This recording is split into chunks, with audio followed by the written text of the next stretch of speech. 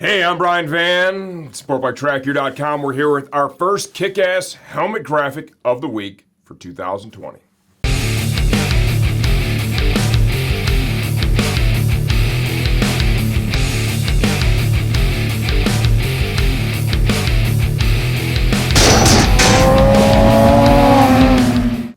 Man, it feels really good to be doing this again. I spent way too much time with my nerd glasses on, sitting in front of my computer, editing Google shopping sheets and product listings.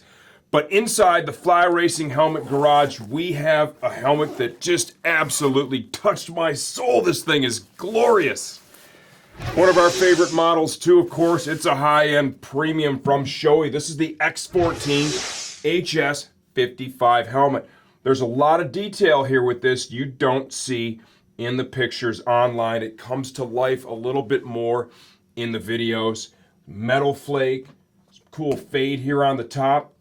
This whole HS55 thing, man, I felt like I wanted to know what it was all about. I tried to research it. I came up empty.